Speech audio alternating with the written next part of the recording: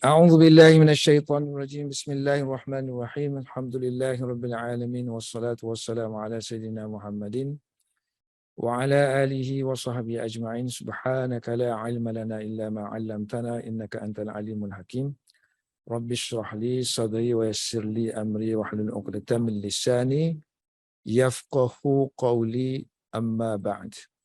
Pertamanya saya mengucapkan selamat datang semua ke kelas kita ni. Kelas tafsir Jalalain. Ada dua alam. Satu alam fizikal di surau tempat rumah saya ni. Dan satu lagi online. Sebagaimana yang kita janjikan, kelas kita ni kelas tafsir Jalalain. Tafsir yang makruf di kalangan semua orang lah, terutama sekali kepada ahli ilm. At least tafsir yang perlu diketahui ataupun yang perlu digunakan sebagai manual. Manual ni maknanya dia simple, cepat, buat rujukan, ringkas, ialah tafsir Jalalain. So mudah-mudahan dengan pengajian ni memberi satu semangat kepada kita lah. Sebab mengaji tafsir ni dia tak kira lah orang tu alim ke, orang tu ustaz ke, atau saya sebagai pengajar ni, dia akan mendapat faedah daripada kelas tu. So dia bukan saya yang mengajar ni, saya yang pandai, bukan. So semasa mengajar itulah saya mendapat manfaat, faedah daripada kelas. Kalau tak ada kelas ni, kita tak ada force, tak ada dorongan untuk membuka dan membaca tafsir Jalalain. Terutama sekali bila dia menyentuh Al-Quran, kalamullah, kalam Allah Subhanahu Wa Taala. Sebelum kita buka tafsir Jalalain, saya bagi sedikit pengenalan. Dan pengenalan Jalalain ni saya baca daripada pengenalan muqaddimah yang ditulis oleh muhakkik kita, Dr. Fakhruddin Qabawah. So dia tulis panjang lebar lah kenapa dia tahqiq kitab Jalalain. Saya nak buat homework lebih-lebih lagi, itu tak sempat, masa terhad. Jadi saya baca sikit-sikit. Yang ni hasil daripada ringkasan apa yang dia tulis, dan sikit-sikit saya ambil daripada tempat yang lain. Mudah-mudahan gambaran ini dapat satu tasawur lah, satu gambaran tentang apa dia tafsir Jalalain. Kelebihan dia ke, kekurangan dia ke, kenapa kita perlu belajar, kenapa tafsir Jalalain ni luas penggunaan dia, ramai orang guna, malah digunakan di banyak institusi sebagai silibus. Daripada zaman semenjak dia ditulis sampailah ke hari ini. Kalau kita tengok Jalalain, dalam bahasa Arab ditulis macam ni kan, Jalalain. Kemudian dia buat alif lam, Al-Jalalain. Mana dua jalan. Dua jalan. Dua jalan, dua orang pengarang. Yang kedua-duanya ada gelaran Jalal. Jalaluddin. So, Jalaluddin. So, Jalaluddin. Keagungan agama. Kehebatan agama. So, dia buat din ni, tinggal jalan. Jadilah Jalalun. Jalal ni nama orang kan. Kalau nama orang sepatutnya dah tak payah masuk alif lam. Tapi bila kita jadikan dua, Jalal, Jalalani dua.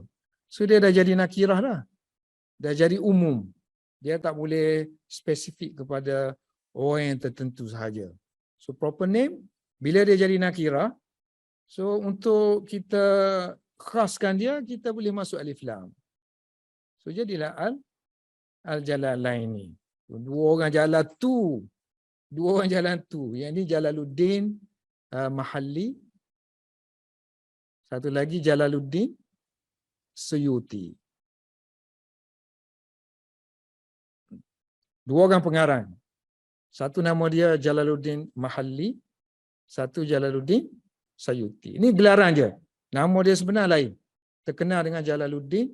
Kedua-duanya terkenal dengan Jalaluddin. Satu tempat dia dilahirkan, nama dia Mahallah Kubra, jadi Mahalli. Yang ni Usyut, tempat dia di Mesir. Dua-dua Mesir. So dibuang jadi nisbah jadi Suyuti. Ini tempat lahir lah. Okay? So nama dia sebenarnya Jalaluddin tadi, Al-Mahalli, Jalaluddin Suyuti. Okay, ni ringkas boleh tengok sendiri. Jalaluddin Mahalli, nama dia Muhammad bin Ahmad bin Muhammad, keturunan Ansar. Mahalla tu tempat dia kan, tempat dia lahir. Lahir 791 dan meninggal 864. Dia mufassir. Selain mufassir, dia usuli, hebat dalam asas-asas ilmu fiqh tu, fundamental dia, kita panggil usul. Kemudian dia mahir dalam ilmu akli kan. Sampai terkenal dia Taftazani. Taftazani ni orang center Asia kan. Dia ni Arab. So ada kitab-kitab dia selain daripada kitab syarah ni, iaitu kitab Syarah Waraqat, usul fiqh. Okey, dia karang ni, kitab ni dia yang mula-mula pengarang.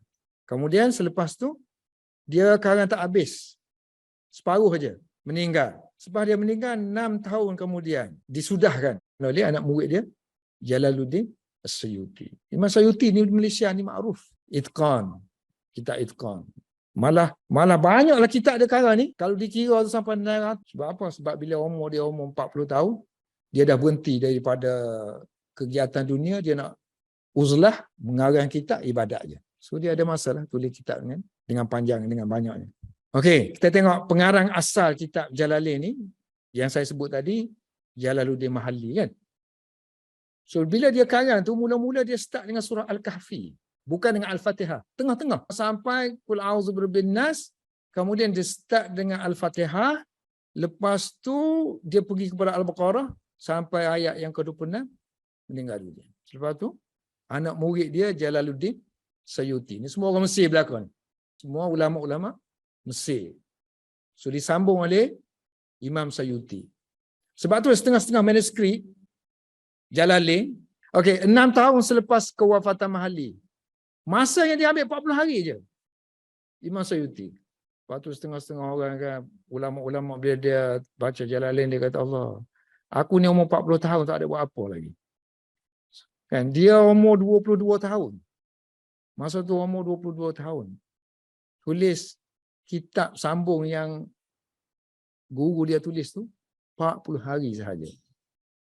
Mudahlah sebab dia dah ada base dah. Maknanya dia dah tahu cara yang guru dia guna. Tapi dia alim lah. Okey, selepas Imam Suyuti tulis kitab tu jadi laku. Sebab selama ni orang duk baca tafsir panjang-panjang, lebar apa semua, kadang-kadang hanyut. Quran sendiri tu dah tak berapa ingat. Lafaz dia, mufradat dia. Kita ingat isu. Bila dia karang banyak kan? Hadis kau, kalau temu i'rab Quran panjang, jadi hanyut teks Quran tu. Sebab tu dia tafsir Jalalain ni, so dia ringkas aja mana dia memelihara teks Quran tu sendiri. Asal nak pergi tuju situ kan. So selepas dia karang, semua rasa apa? Beruntung ini dapat satu benda baru kan. Tapi selepas tu adanya di kalangan ulama yang rasa perlu kita ilmiahkan Jalalain. Bila benda tu ringkas sangat, so perlu kita buat catatan sikit. So buburlah taklik, nota-nota kaki sikit. Kemudian ada sikit dia tulis tu, orang misal tulis ada yang tak kena, dia pun tak akubat. Mungkin bila seorang pengarang menulis mestilah ada kadang-kadang kecuaian, kesilapan yang so dia ambil tak akubat. Kemudian dibetulkan sesuatu yang salah. Kemudian adanya hasiah-hasiah, footnote yang lebih detail sikit lagi. Kemudian tulis syarah-syarah Jalalain. Jadi sehingga Jalalain tu jadi melata dan semua orang guna. Jadi ustaz-ustaz kita mengajar di masjid ni, dia kena tengok Jalalain lah rumah dia dulu. Paling kurang. Kalau dia tak guna Jalalain pun, buku yang dia guna tu, kitab yang dia rujuk tu, rujuk Jalalain. Dia tak perasan. Saya banyak masa saya mengajar Muhuni Labib kan. So saya kena pergi Jalalain. Kalau pergi yang lain tu dia panjang lebar, pergi Jalalain dan ringkas. Kenapa Jalalain nanti kita sebut? Kenapa penting sangat Jalalain? So hasiah-hasiah banyak. Jadi syarah-syarah kalau orang nak pergi detail lagi, lebih luas lagi tentang apa yang ditulis oleh Jalalain tu, so dia pergilah beli hasiah Jamal ke, hasiah Sawi ke. Kan, banyak lagi hasiah. Sekadang-kadang tu orang buat cetakan tu dia kembarkan sekali. Jalalain dengan note-note oleh hasiah Sawi ke, Syekh Jamal ke, Jamal lain ada Mullah Ali Qari ke. Kamal lain ni yang ulama India ni. Masuk juga oleh Salamullah. Ini cucu-cucu cici muhaddis Abdul Haq Dahlawi. Cetakan Jalalain. Kan dia daripada tulisan tangan sampailah zaman cetak-cetak kan. So tengok. Delhi, Mesir, Bombay. Sekarang ni Bollywood tau. Dulu tempat keluarkan kitab. Calcutta, tempat cetak kitab. Kitab Arab. Delhi, Mesir lah banyaknya. Zaman kita sekarang ni model makin banyak. Dengan berbagai cetakan, dengan warnanya, dengan saiznya. Semua orang guna dia. So, dia manual. Syarat pandai Arab lah. So, mudah-mudahan kita mengaji ni, slowly kita pandai Arab melalui tafsir Jalalain. Dan setiap zaman tu, setiap zaman moden sekarang ni, ada tendensi untuk mentahkikkan kita. Maknanya Jalalain tulis ni, dia ambil mana? Kalau dia sebut hadis, kita kena cari hadis ni Bukhari ke Muslim ke. Kalau dia sebut fiqh ni, fiqh Syafi'i ke apa ke. Kalau dia sebut i'rab dia tu betul ke tak betul. Cek dia ambil mana. Memudahkan orang pembaca. Sebab apa? Sebab orang yang terkemudian ni, dia kurang alim tu. Persembahan Jalalain dulu, ditulis tafsir Jalalain dulu untuk ahli ulama.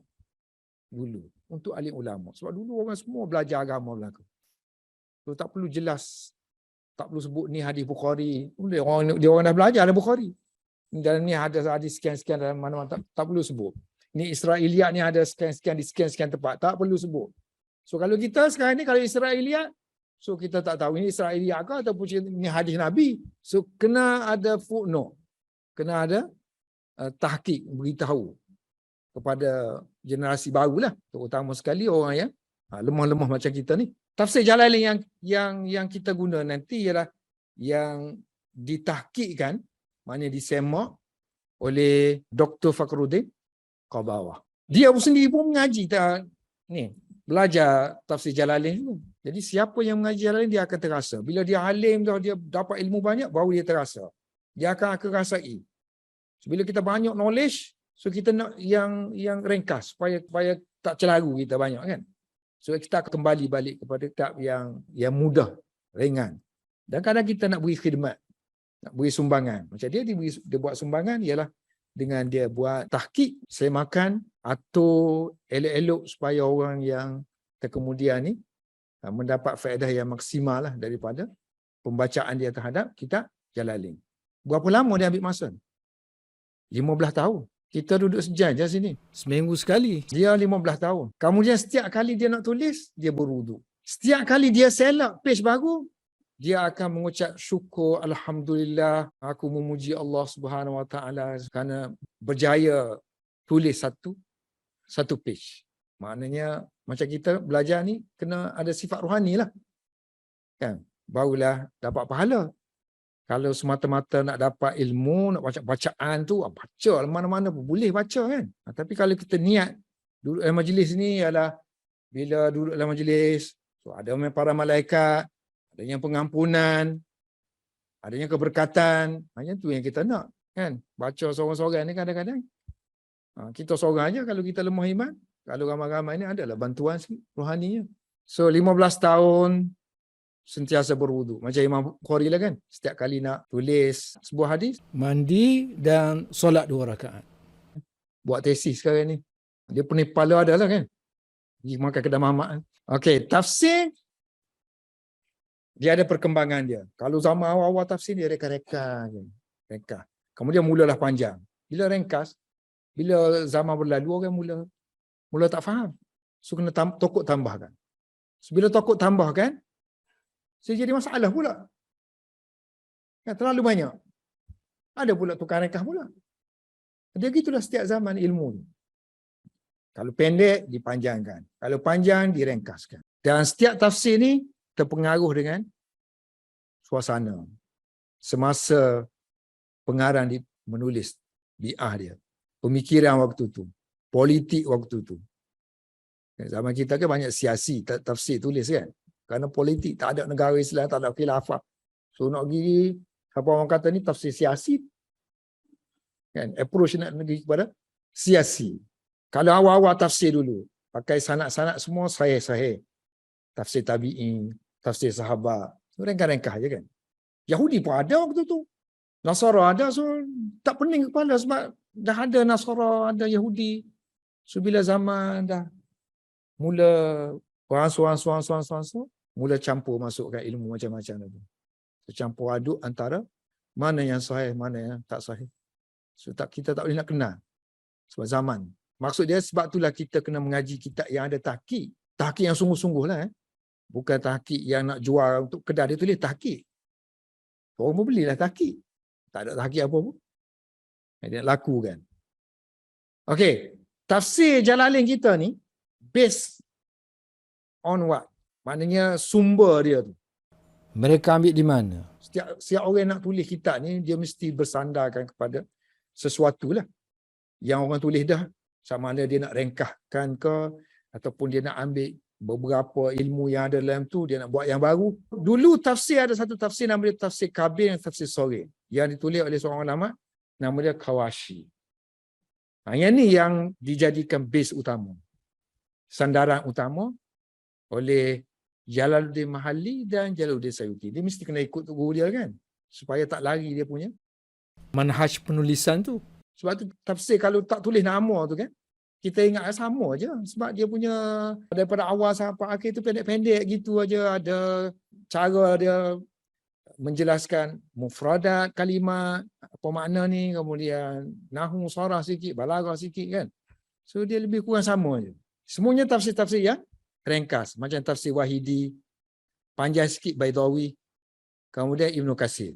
Empat ni sumber yang digunakan oleh kedua-dua imam. So jadi maknanya kalau kita rajin, so kita boleh semak, buat semakan untuk memperkukuhkan lagi pemahaman kita kepada apa yang ditulis tadi. Dia tafsir Jalalain ni, dia semua orang boleh baca, tapi pemahaman dia berlainan. So kalau orang tu ilmu dia banyak, dia akan nampak kehebatan Jalalain. Kalau orang ilmu sikit, dia kata apa ni, sikit-sikit aja. Kita nak benda yang banyak, pengetahuan yang banyak, maklumat yang banyak. Sebab ilmu kita sikit, kita perlukan benda yang banyak. Tapi bagi orang yang ada ilmu, dia tahu, oh ini yang aku duk pening-pening baca 50 buji kitab tu, ni je. 50 tafsir aku tengok. Buat penat-penat je. Ni aja yang aku duk cari. Yang ni je nak. Dan kalau kita tengok dalam tafsir Jalalain ni, nanti banyak kiraat yang dia selitkan. Maknanya ni kiraat sekian-sekian. Kebanyakan kiraat yang digunakan kiraat Abu Amr, kiraat Ibnu Katsir, Nafi' dan Abdullah bin Amir. Kiraat. So kiraat kadang-kadang penting untuk memahami makna ayat. Siapa ngaji Mughni Labib kan, dia akan jumpa. Kalau i'rabnya sebegini, ada kiraat yang setuju dengan i'rab ni. Jalalain, metod dia, manhaj dia, kita panggil metodologi dia kan. Metodologi dia ni tak payah cari dah, sebab Imam Suyuti memang tulis dah.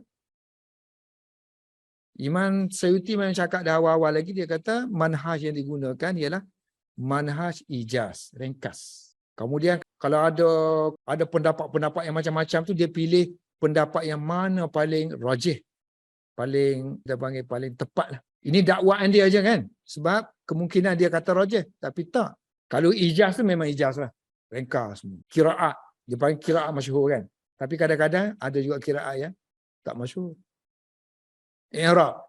So i'rab, dia tak nak i'rab yang payah-payah ataupun i'rab yang macam-macam. Ini boleh, ini boleh, ini boleh. Dia bagi satu aja.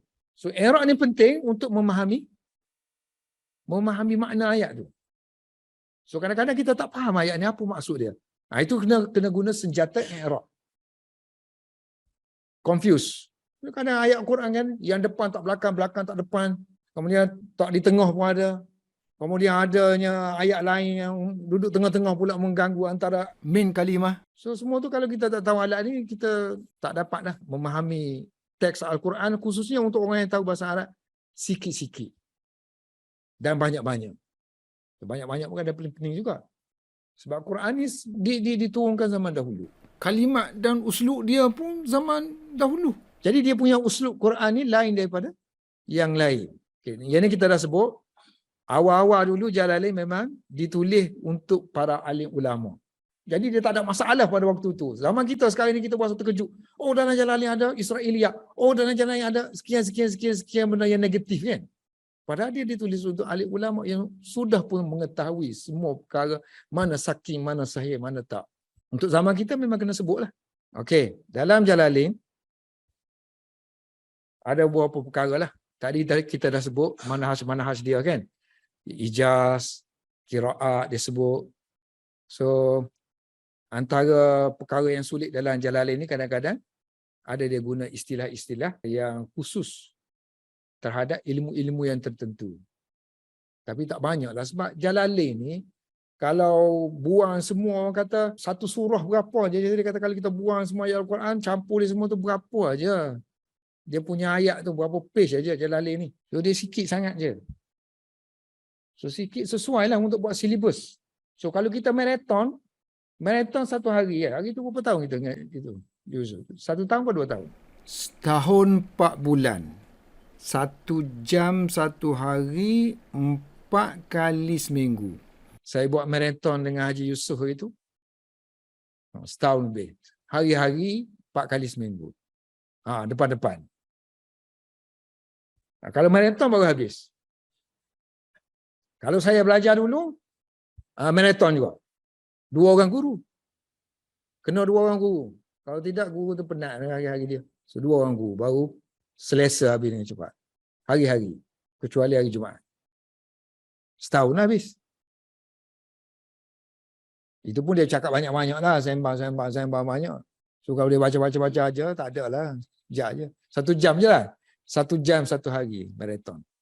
Siapa sanggup 1 jam 1 hari? Untuk maraton. So yang kita ni kita bagi dulu macam mana bentuk Jalalain, macam mana Al-Fatihah dia, kita sikit-sikit soal kita mari semangat naik angin dia. Lepas tu bolehlah kita maraton, siapa yang sanggup maraton. Okay. So dalam Jalalain ni kadang-kadang qiraat lah sebab kita tak biasa mengaji qiraat. Jadi kita rasa susah, rasa tak penting. Ya? Qiraat yang macam-macam. Kemudian Jalalain juga kalau kita tengok dalam penguraian dia, kalimah-kalimah Quran tu yang suka-suka tu kan. So kadang ulama tu dah sebut ni makna gini, ni makna ni, ni makna ni, ni makna ni, banyak. So dia ambil satu aja. Tarjih lughawi. Lughah. Dari segi lughah, dari segi kamus ni makna ni yang dipilih. Nahwu pun macam tu juga. Kalau kita buka satu ayat, kemudian kita nak tahu ayat ni mana predikat, mana subjeknya, mana fa'ilnya, sebab kita nak tahu siapa yang melakukan perbuatan ni, Allah ke siapa. Kan? So kita perlukan nahwu. So di situ ada ikhtilaf di kalangan ulama, terbuka. Ini kata gini, so dia ambil satu taujih dia. Dia taujih, kadang-kadang dia panjang lebarkan tentang mufradat tu, kalimah. Kadang-kadang terkib tu, ayat yang panjang tu, so apa maksud dia. Dan hukum hakam lah, sikit sebanyak. Dan juga tarikh, sejarah. So kadang-kadang sejarah tu betul, tak betul. Dan nama-nama orang, nama kabilah, nama tempat, nama-nama ni.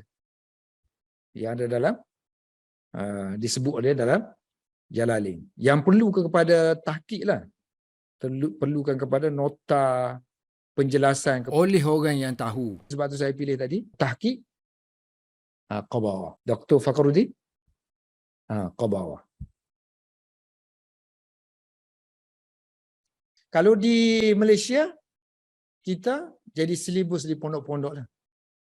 Tafsir Jalalain. Dan kebanyakannya kalau di India pun, silibus di madrasah-madrasah. Wajib lah, wajib. Mengaji Jalalain tu wajib. Setengah-setengah madrasah masukkan juga Baidawi, tafsir Baidawi. Sebagai silibus lah, yang baca tu boleh baca lah sendiri. Sebab silibus ni dia nak satu kitab yang mudah khatam dan jamik. Mana komprehensif dalam tu. Sebab kita as a student, kita dah belajar macam-macam kan. Kalau kita sekolah dulu, kita belajar biologi, kita belajar fizik, kita belajar kimia, matematik tambahan, semua tu. So kadang-kadang ilmu tu kita tu, kadang-kadang kalau kita belajar satu subjek tu, dia merangkumi semua. Nak tahu pengetahuan tu mesti ada. Menyentuh semua yang kita belajar kan. So macam tafsir pun gitu. Sebelum masuk tafsir, kita belajar bahasa Arab, belajar nahwu, belajar saraf, balaghah, fiqh, usul fiqh, hadis, usul hadis, kan? Akidah. Jadi semua tu akan dirojakkan dalam penghuraian tafsir. Jadi nasib baik kita tafsir Jalalain ni, dia ringkas, jadi tak banyak sangatlah istilah yang kita kena cover. Sebab tujuan dia ni supaya kita boleh faham teks tu. Ayat Al-Quran tu. Kadang tu kalau kita tengok isu, jadi kita hilang mana ayat. Kadang tu orang yang pandai bahasa Arab pun, isu dia tahu. Kadang-kadang satu perkataan ayat tu dia lupa makna ayat Al-Quran. Dia lupa, tak boleh, tak ingat. Isu dia tahu. Ayat ni menyentuh masalah apa. Isu dia tahu. Tapi kadang-kadang perkataan dalam Al-Quran tu satu mufradat, tak tahu. Jadi, tafsir Jalalain boleh menolong. Dalam terjemahan-terjemahan kita kan, terjemahan Pimpinan Rahman ke apa kan, kita tengok dia punya terjemahan tu kan, ringkas kan, kemudian ada kurungan-kurungan kan. Itu macam kurungan yang ambil daripada tafsir Jalalain lah. Jalalain ke, Baidawi ke. Firstly yang mudahnya Jalalain. Kalau tidak dia terpaksa, kalau dia tengok tafsir yang lain, dia kena buat semakan pula. Yang ni dia dah kulasahkan daripada banyak tafsir. Tafsir tadi yang beberapa tafsir tadi yang kita sebut 4, kemudian i'rab lain oleh Az-Zajjaj, Nahas kan, tafsir-tafsir yang tu dan i'rab Al-Quran. Kemudian nak fahamnya tu tengok tafsir Hasyiah Jamal. So Hasyiah Jamal tu tengok lebih 20 tafsir. Jadi Sawi ni bila dia nak panjangkan lagi tu dia depend on bersandarkan kepada tafsir Jamal. Masing-masing bergantung kepada tafsir yang lain. Okey, yang saya mengaji dulu kitab tafsir kan. Saya kata tadi saya pun tak ingat dah. Ini yang keberapa kali saya buka ni. Sejak habis mengaji dulu, dengan Haji Yusuf dulu sekali. Kemudian inilah pula buka. Ini yang saya mengaji dulu. Tengok dia mula dengan surah Al-Baqarah. Al-Fatihah tak ada kan? Mula dengan Al-Baqarah kan? Al-Fatihah tak ada. Tapi ke bawah kita ni, so dia mula dengan Al-Fatihah. Al-Fatihah ni siapa yang Al-Fatihah? Mahali kan? Baqarah ni sikit je Mahali tulis kan? Ada setengah tu memang dia tak kata Mahali pun, dia kata Suyuti. So ke bawah tahqiq dia kata termasuk sampai ayat yang ke-26 kan? Ditulis oleh Jalaluddin Mahali. Tapi kebanyakan yang tulis ini Baqarah ni dimulai oleh Suyuti. So sini Suyuti tapi dia letakkan Al-Fatihah. Tapi dia bagi tambih atas tu dia kata ini yang Al-Fatihah ni yang Mahali. So Mahali sepatutnya lepas tu ni dia takut orang faham ini juga yang Suyuti. Suyuti mula sinilah, setengah-setengah orang kata mula dengan Baqarah. Okey, yang cetakan India yang macam inilah, belajar teruk. Sebab tu saya pilih yang modern-modern ni sesuai dengan Malaysia ni dia. Kalau saya berian ni kan dalam minggu depan tak mari dah. Apa benda ustaz macam semut ni. Lepas tulis pula okey yang ni lah Jalalain kan. Sinilah Jalalain. Ni pun kita tak tahu. Dia hanya garis-garis. Ayat Al-Quran tu garis-garis aja. Tapi kalau yang Fakaruddin tu ayat Al-Quran tu memang dah tulis ayat Al-Quran kurungan tu ayat Al-Quran kan. Al-Quran. Lepas tu lah baru tafsirnya. Kemudian dikurung tu setiap yang dikurung tu ayat Al-Quran. Okey. Kemudian tengok. Dia tulis nombor 1, dia tulis nombor 2. Dia tulis nombor 3. Ini bukan ayat. Ini paragraf. Seolah-olah ayat Al-Quran ni bercakap tentang masalah ni. Daripada sini ke sini. Satu paragraf. Nombor 2 ni sampai ke sini. Sampai ke Maliki Yaumiddin. Satu paragraf. Tapi dalam paragraf tu ada ayat-ayat lah kan. Macam Alhamdulillahi Rabbil Alamin ni. Maka habis dengan Rabbil Alamin. Alhamdulillah tu satu ayat. Satu ayat sini. Kalau dia kira Bismillah sebagai satu ayat, dia tulis satu ayat sini. Kemudian Alhamdulillahi Rabbil Alamin. Ini satu ayat. So tafsir Jalalain akan jelaskan ini tafsir dia. Tafsir dia. Alhamdulillahi Rabbil Alamin. Masih lagi dalam ayat yang sama. So, belakang dia ditulis nombor 2. Artinya ayat yang kedua. Sini ke sini, ayat yang kedua.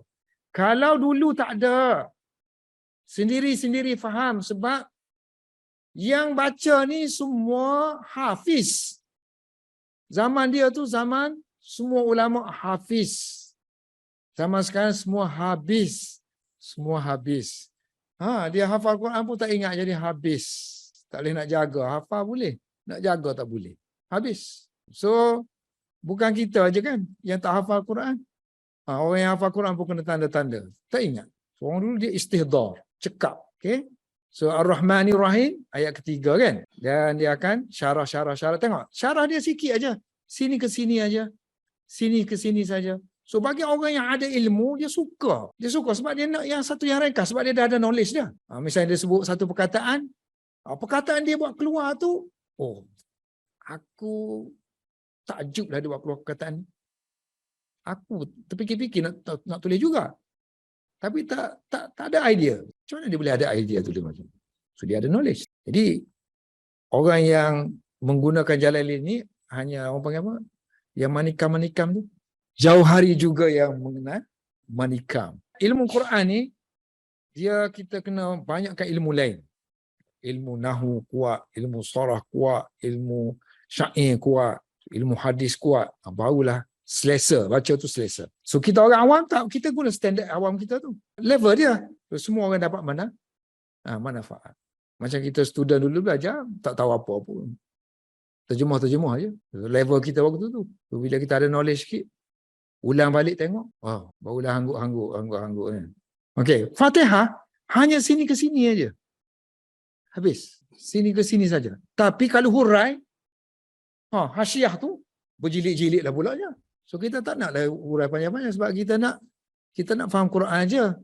Bukan kita nak faham isu-isu. Sikit kalau langsung tak ada huraian tu tak seronok lah kan. So alhamdulillah Allah tu apa, sebelum ni tak kenal Allah, dia perkenalkan Allah. Malam ni saya tak nak baca lagi Jalalain. Minggu depan. Okey, minggu depan insya-Allah. Jadi kita ni dan kelas kita ni ramai dan saya fokus pun kepada orang yang bertatih-tatih dalam bahasa Arab. Orang yang ustaz-ustaz tu dia mari dapat berkat. Dia boleh baca sendiri pun. Di rumah dia boleh baca. Ataupun dia tak pernah baca lagi. Dia ustaz, dia tak pernah baca lagi. So dia perlulah duduk dalam majlis. Sebab dia nak baca sendiri. So dia tak ada force. Tak ada pendorong. So duduk. Saya pun kalau tak ada kelas ni, tak ada dorongan untuk baca. Tafsir ni sangat penting lah. Jadi untuk orang awam, kalau ada asas-asas bahasa Arab sikit, sudah membadai lah. Sebab ada guru. Kalau tak ada guru, memang tak boleh lah. Saya akan minimalkan penghuraian supaya kita boleh laju-laju.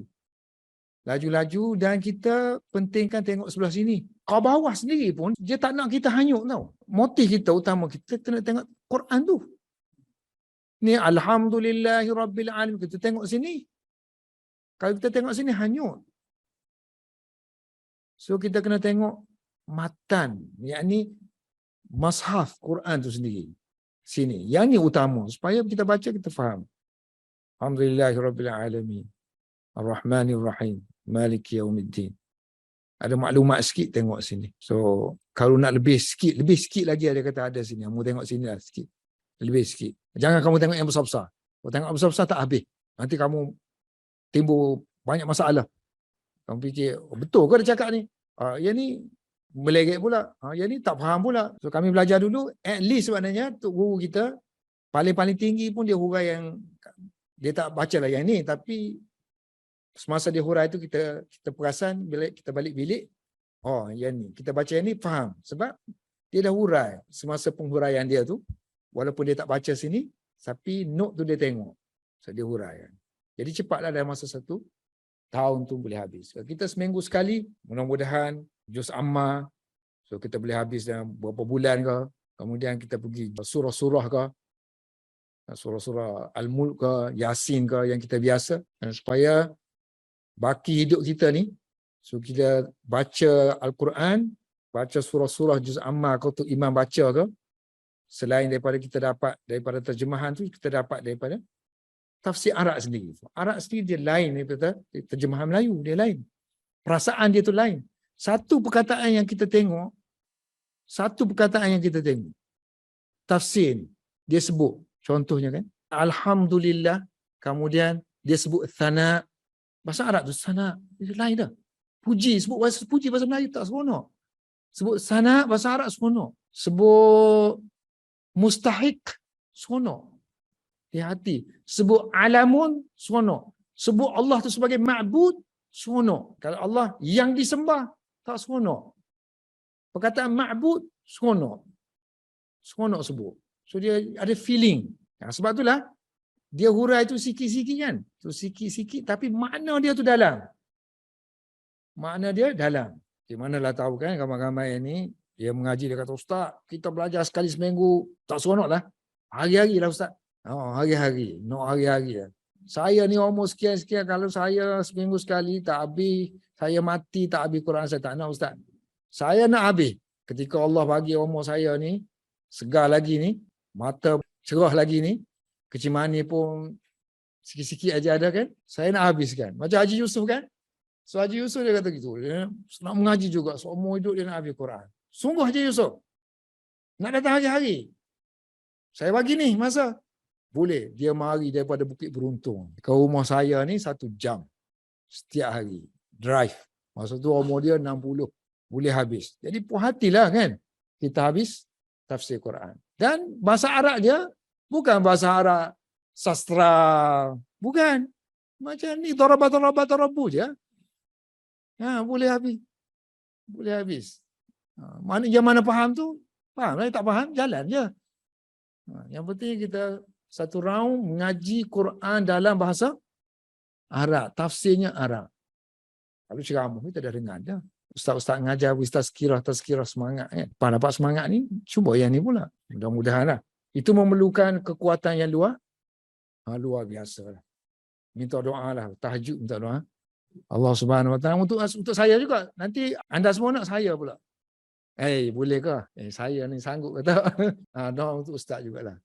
So saya kalau boleh khatam banyak-banyak kali pun saya pun happy lah. Setakat mengajar di Malaysia ni dia banyak tak khatam. Belajar mengajar Bukhari ke apa ke dia tak khatam. Tak nak. Orang nak khatam tak ada. Sebab kita punya komitmen banyak. Komitmen kita banyak. Di Kuala Lumpur lagi lah. Komitmen banyak. Luar pintu pagar je, pegang telefon dah. Nak kena jawab masalah orang kan. Dia tak mustahil tau. Tak mustahil. So kalau Allah nak bagi, Allah akan bagi. Tak mustahil. Kalau niat kita sahih, niat kita murni, kalau Allah nak bagi, Allah bagi. Jadi untuk minggu ni pendek-pendek je tak. So minggu depan insya-Allah kita mulalah dengan surah Al-Fatihah. InsyaAllah. Kamal lain ada dalam Arab tak? Ustaz, adalah. Ya, kamal lain ni ada 2. Satu kamal lain Urdu, satu kamal lain Arab. Jadi yang kebanyakan Urdu dia pun ikut nama-nama yang dulu, kamal lain, Jamal lain. Jamal lain pun ada. Jamal lain, ustaz saya nama dia Maulana Jamal. So dia tulis, dia mengajar Jalalain. So dia buat syarah, dia tulis Jamal lain.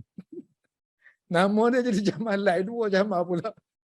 Jadi Jamal mensyarahkan 2 section. Jadi Jamal lain.